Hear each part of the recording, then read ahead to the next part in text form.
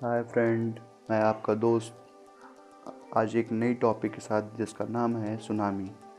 तो आइए जानते हैं सुनामी के बारे में। सुनामी क्या होता है, कैसे होता है, कहाँ से सुनामी शब्द आया। तो आइए वीडियो को बिना देर किए स्टार्ट करते हैं। सुनामी सुनामी क्या है? सुनामी समुद्र की लहरें हैं। सीधी भाषा में समझिए, सुनामी जो है वो समुद्र की लहरें हैं। और जो ये सुनामी शब्द है ये जापानी भाषा से लिया गया है। जापानी भाषा में सुनामी का अर्थ होता है समुद्र तट की लहरें। समुद्री तट की लहरें जापानी भाषा में इसका अर्थ है। अब सुनामी आने के कारण जानते हैं। सुनामी आने के मुख्यतः कई कारण हैं, लेकिन जिसमें से मुख्य कारण है वो समुद्री तट पे भूकंप आना, समुद्री तल में भूकंप आना और समुद्री में ज्वालामुखी का होना, महासागरों प्लेटों का संचलन और बड़े पिंडों का समुद्र में गिर जाना। तो समुद्र में भूकंप आते हैं तो भूकंप आएंगे तो कंपन होगी तो पानी भी कंपन करेगा, इसमें लहरें बनेंगी। ये लहरें बनेंगी तो ये लहरें फैलती हैं, जब फैलेंगी तो ये तट पे आएंगी और यही सुनामी का कारण बनती है। अब ज्वालामुखी, अगर समुद्र में ज्वालामुखी भी आएगा तो उससे भी एक्शन होगा और उसमें एनर्जी होगी, तो वो भी जो वाटर होते हैं उसे गतिशील कर देता है, उनका लेवल बढ़ा देता है, तो उससे भी सुनामी आती है। और जब वाटर अब उठेगा ऊपर, उसकी ऊंचाई उठेगी तो वो नीचे की तरफ भागता है और ये लहरें इतनी तेज होती हैं कि काफ़ी नुकसान कर सकती हैं। अब इसके बाद तीसरा जो है वो महासागरीय प्लेटों। तो जैसे महासागरीय प्लेटों का मतलब ये हो गया कि हमारी पृथ्वी जो है वो कई प्लेटों से मिलके बनी है। ये तो हम पहले वीडियो में अपना जिक्र कर चुके हैं। अगर आपको उससे रिलेटेड कुछ भी जानना हो तो आप मेरी पहली वीडियो को देख सकते हैं, जो कि प्लेलिस्ट में अवेलेबल है। अब महासागरीय प्लेटें क्या होती हैं? जब मतलब कि जहाँ पे वाटर लेवल है, मतलब सी लेवल है, वहाँ उसके नीचे की जो प्लेट होती हैं वो संचलन करेंगी तो उससे भी लहरें बनेंगी। वाटर लेवल में मोशन होगा, एक्शन होगा, तो उससे भी लहरें इधर उधर भागेंगी। जब वो भागेंगी तो वो भी सुनामी का कारण होता है। और बड़े पिंडों का समुद्र में गिर जाना, जैसे मान लीजिए बाल्टी में हम कोई बड़ा सा पत्थर ला के डाल दें तो उससे वाटर लेवल बढ़ेगा और बाल्टी अगर पूरी भरी हो तो पानी बाहर गिरता है। वही चीज़ है, अगर मान लीजिए समुद्र का लेवल जो होता है वो फिक्स रहता है और जब कोई बड़ा सा पिंड, खूब भारी सा पिंड अगर आके उसमें गिर गया तो वो वाटर लेवल को तो बढ़ा देगा। अब वाटर लेवल बढ़ गया तो वो वाटर लेवल अब तो उसमें रुकेगा नहीं, तो वो आ जाएगा ज़मीनी सतह पे। जब ज़मीनी सतह पे आ जाता है तो उससे भी सुनामी आती है।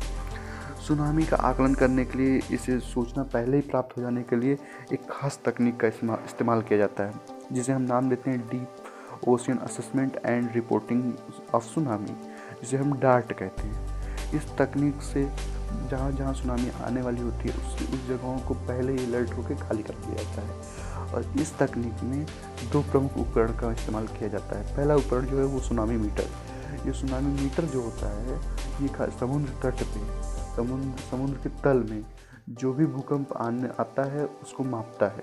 जो समुद्र के तल पे जो भूकंप आता है उसे मापता है, यही मुख्य कारण होता है सुनामी मीटर का। और दूसरा इसमें होता है सिग्नलिंग एंड कम्युनिकेशन। तो जैसा कि आप नाम से ही वाकिफ हो रहे होंगे, कम्युनिकेशन मतलब संचार।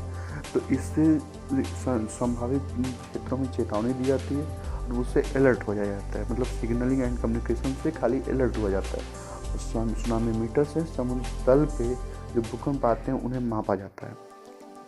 अब आइए जानते हैं कि कुछ मुख्य भूकंप कहाँ कहाँ आए। तो पहला देखिए, इसमें से मुख्य जो उदाहरण होगा वो पहला यही है, जापान के उत्तर पूर्वी तट पर पहला ही भूकंप आया था। ये भूकंप इतना खतरनाक था, बहुत ज़्यादा ही खतरनाक था, और ये आया था 11 मार्च 2011 को। तो 11 मार्च 2011 को जापान के उत्तरी पूर्वी तट पर सबसे भारी शक्तिशाली भूकंप आया और इसी के कारण सुनामी आई। और जो ये भूकंप आया था इसका रिक्टर स्केल पे जो आकलन किया गया वो 9 थी। रिक्टर स्केल पे ये 9 थी।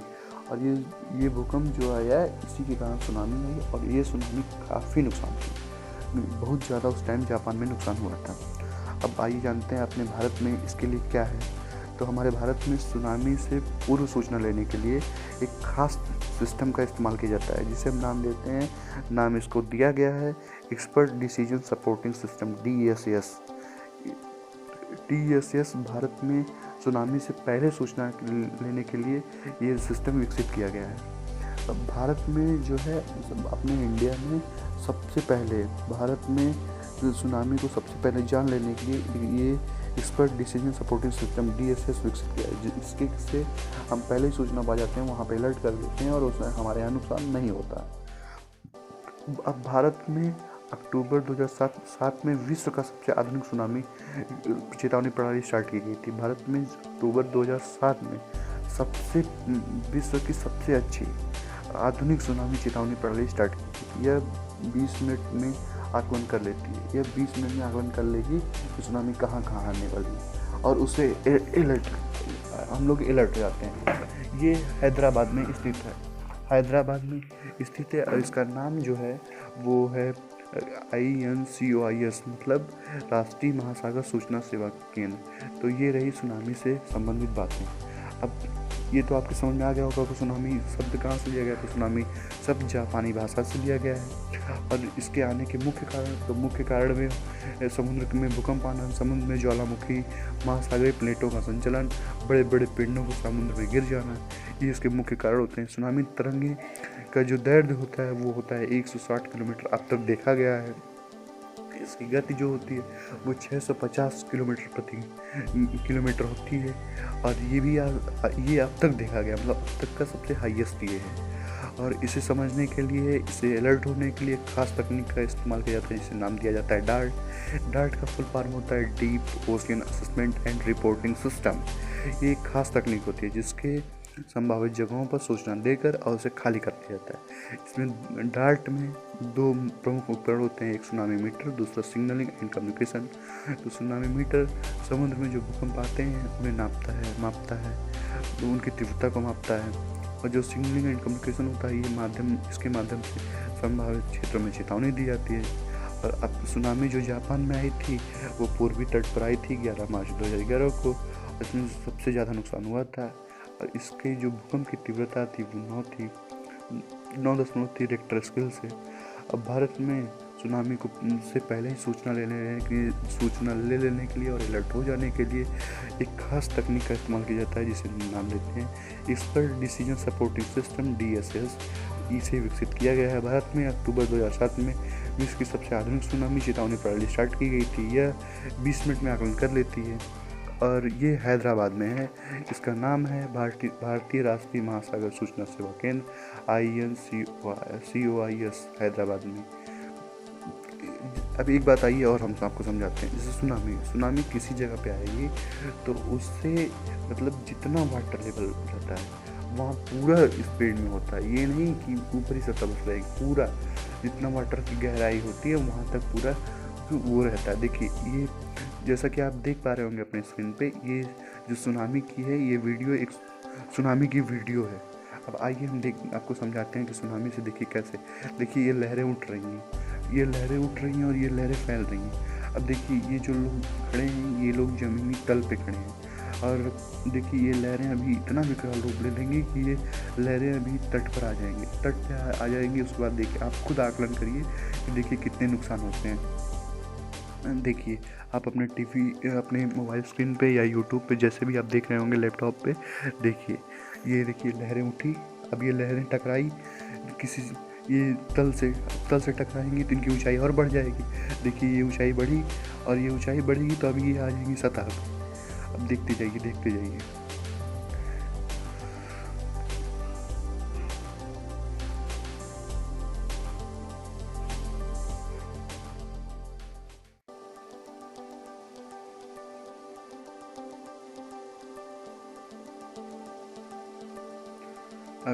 अभी तो ये लोग साइड से वीडियो बना रहे होंगे, कुछ भी कर रहे होंगे, लेकिन अभी देखिए तल पर आती है तो इन्हें भी तबाह कर देगी। अभी देखते जाइए आप बस। सुनामी तो लहरें, जो समुद्र की लहरें होती हैं उसी से तो सुनामी आती ही है।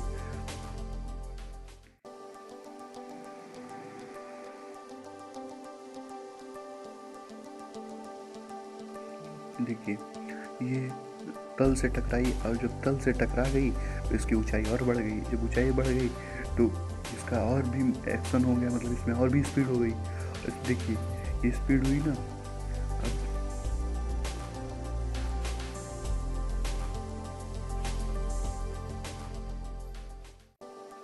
देखिए देखिए इससे कैसे नुकसान होता है, ये वीडियोस आपको बता रहा होगा। देखिए इससे कैसे नुकसान होता है। इसमें बिल्डिंगें, गाड़ियाँ, रोड सब तबाह हो जाते हैं।